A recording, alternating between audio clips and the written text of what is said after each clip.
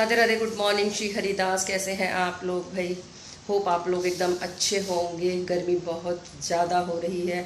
आप लोग मेरे फेस पे देखो कितनी ज़बरदस्त स्वेटिंग है। जैसे ही रूम से बाहर निकलते हैं, मतलब अगर एसी कूलर से आप बाहर निकलते हो थोड़ी देर के लिए भी तो ऐसी हालत हो जाती है। देखो ज़बरदस्त वाला स्वेटिंग है। जबकि मैं अभी सो के उठ के आई हूँ और बस बेड टी पी है मैंने वहाँ पर बैठ के, और उसके बाद निकल आई हूँ बाहर। और इस रूम में अभी क्योंकि मैंने माइक भी नहीं लगाया हुआ है तो मैंने ना फ़ैन भी नहीं चला रखा है। तो मैंने सोचा कि थोड़ा सा ऐसा मुझे शूट करना है तो मैं उतनी देर के लिए क्या फ़ैन चलाऊं। और कहते हैं ना, कुछ कभी कभी होता है ना, इंसान थोड़ा सा आलस कर जाता है। तो मतलब मैंने वहाँ से माइक नहीं उठाया। अरे यार कौन जाएगा दोबारा उठाने के लिए ऐसे ही कर लेते हैं, फ़ैन बंद कर देते हैं। तो उसका नतीजा ये हुआ कि मेरे ऊपर ना पसीनों की एकदम बौछार, जैसे कहते हैं ना बहार आ रही है बढ़िया वाली, जैसे मैं अभी स्नान करके आई हूँ। चलो बच्चे अभी सोए हुए हैं, विनोद उठ चुके हैं, नहाने के लिए गए हुए हैं। मिलवाती हूँ सबसे जब सब उठ जाते हैं, राइट। तो सुबह सुबह का टाइम है और मैं आ गई हूँ यहाँ बालकनी धोने के लिए। और क्योंकि धूल मिट्टी इतनी ज़्यादा हो जाती है ना, बहुत ही ज़्यादा हो जाती है, तो यही वाली गंदगी फिर अंदर रूम्स के अंदर भी पहुंच जाती है। तो इसको धोना भी बहुत ज़्यादा ज़रूरी है। वैसे तो डेली पोछा ही लगता है, लेकिन कूलर भरा जाता है तो मैं पाइप से पानी या बकेट से पानी इसमें भी डाल देती हूँ तो वॉश हो जाती है। एक्चुअली इस बालकनी में प्रॉब्लम एक बहुत बड़ी है, पानी की निकासी बिल्कुल भी नहीं है। पानी निकलने के लिए रास्ता ही नहीं है। इतना छोटा सा एक होल दे रखा है जिसमें पानी बहुत धीरे धीरे धीरे धीरे जाके निकलता है नीचे, तो और उससे वो भी नीचे जाके फिर जम जाता है। मतलब इतनी परेशानी होती है। अब ये देखो जितनी मिट्टी है ना इसके ऊपर, ऐसे कैसे जमी पड़ी हुई है यहाँ पे। अभी मैं इसको थोड़ी देर के लिए ऐसे ही छोड़ दूंगी, उसके बाद पानी धीरे धीरे निकलेगा। जब मिट्टी सूख जाएगी तो उसको उठा के डाल दूंगी। इधर विनोद ने क्या कर रखा था, कबाड़ी वाले को बुला रखा था, क्योंकि घर में ना कबाड़ बहुत सारा इकट्ठा हो रहा था। ये परी की जो छोटी सी 2 साल की थी तब की ये कार रखी हुई है, बच्चे इसको देने ही नहीं देते थे। और इसके ऊपर क्या था, फिर कई बार ऐसा है ना, जैसे न्यूज़पेपर वगैरह रख दिया या कोई पुराना सामान रख दिया, वो उस तरीके से रख देते थे। तो अगर देखा जाए तो वैसे यूज़ नहीं हो रही थी तो हो ही रही थी। तो देखो अब ये बालकनी में ना यहाँ पे ये सूख गई है, मिट्टी जम गई है पूरी की पूरी, और पानी निकल चुका है और जो एक्स्ट्रा पानी है वो इधर रह गया। तो अभी इसको भी साफ़ करने में फिर मेरे को बहुत ज़्यादा टाइम लग जाता है। मतलब अगर देखा जाए तो एक बहुत बड़ी सिरदर्दी है ये। मतलब बालकनी वॉश करने का मतलब ये है कि मेरे लिए एक बहुत बड़ी सिरदर्दी है। उधर विनोद ने दे दिए हैं अभी कबाड़ी को सारे सामान, तो भैया वो लेके चल दिया। जो 1-2 इलेक्ट्रॉनिक आइटम भी थे, कार वार थी ये, और न्यूज़पेपर वगैरह थे, तो सारी रद्दी वद्दी सब दे दी है। कचरा जितना निकल जाए उतना अच्छा है। तो 9 बज चुके हैं भाई। मेरा जो सफाई का काम था वो भी हो चुका है। बालकनी वगैरह को मुझे जो क्लीन करना था सब कर दिया है मैंने। विनोद चले गए नहाने के लिए। कबाड़ी को सारा सामान जो बेचना था बेच दिया है, मतलब घर का सारा कबाड़ निकाल दिया है आज। तो क्योंकि बहुत सारी चीज़ें इकट्ठी हो रही थी और किसी भी कबाड़ी को रोज़ रोज़ तो रोका नहीं जाता, तो मन करता है कि भाई अब इकट्ठी चीज़ें हो जाएं जब, तो उसके बाद में दे दो। तो आज जितना भी पुराना सामान इकट्ठा हो रहा था ना, लोहे प्लास्टिक वगैरह वगैरह का, वो सारा का सारा कचरा आज दे दिया। लेकिन उसके बावजूद भी थोड़ा सा अभी फिर रह गया है। एक दिन कबाड़ी को फिर से बुलाना पड़ेगा और उसको फिर से वो देना पड़ेगा। मतलब कितना भी आप ध्यान रखो कि ये चीज़, लेकिन फिर भी कुछ ना कुछ रह ही जाती है। तो चलो अभी विनोद गए नहाने के लिए, और विनोद के बाद मैं जाऊँगी मैं नहाने के लिए। उसके बाद फिर मैं जाऊँगी किचन में और वो करेंगे पूजा साफ़। अभी बचते हैं पुराने कपड़े, और क्योंकि घर में सबके पुराने कपड़े बहुत ज़्यादा बढ़ जाते हैं तो उनको अलग किया जा रहा है कि कौन कौन सा वेस्ट है भाई जिसको निकालना है घर से। तो वो भी आजकल में मैं और विनोद जैसे ही थोड़ा सा फ्री होंगे कि वो पूरा का पूरा हम लोग कुछ तो निकाल दिया है, कुछ और निकाल देंगे, और उसके बाद में फिर उनको भी डिस्ट्रीब्यूट कर देंगे। जहाँ पे भी हमें गरीबों को देना है तो वहाँ पे जाके हम उनको भी दे आएंगे जाके। तो चलो अभी एक और कबाड़ी भैया आ गए, लेकिन मैं उनको नहीं रोकूंगी अभी, क्योंकि अभी देर हो जाएगी फिर विनोद को ऑफिस। तो अल्टीमेटली मैं नहा कर आ चुकी हूँ और अब मैं जा रही हूँ यहाँ, मतलब यहाँ वॉश बेसिन पे नहीं, किचन में। ये देखो किचन में। और विनोद पहुँच गए हैं यहाँ, वो बैठे मंदिर में। तो अभी अपन दोनों करेंगे अपना अपना काम। वो मंदिर साफ़ करेंगे, ठीक है, पूजा की तैयारी करेंगे, और मैं जा रही हूँ किचन में।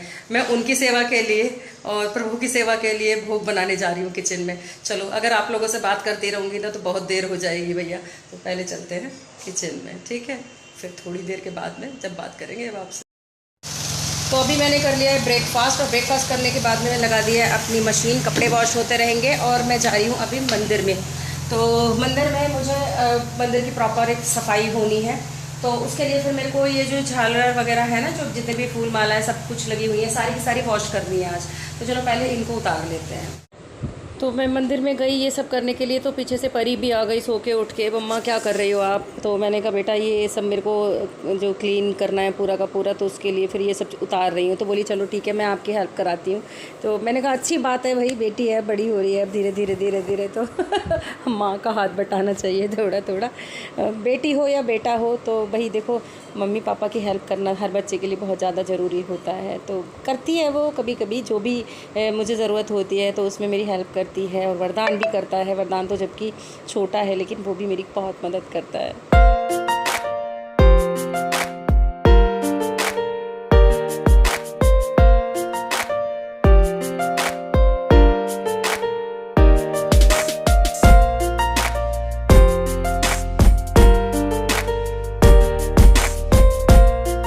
तो मैक्सिमम तो हम लोगों ने उतार दिए हैं, लेकिन अभी भी बहुत कुछ रह गया है जिसको हमें साफ़ करने के लिए उतारना है। तो भाई उसमें हमें विनोद की हेल्प की ज़रूरत पड़ेगी, क्योंकि बहुत ऊंचे लगे हुए हैं या तो हमें अपने गिरने का भी डर लगता है कि अगर हम कोई स्टूल वगैरह रखेंगे ऊपर चढ़ेंगे। मैं तो बहुत डरती हूँ कि हाइट पे थोड़ा सा भी चढ़ने से ना कि भाई मैं गिर ना जाऊँ। तो जितना हो सका हमने कर लिया।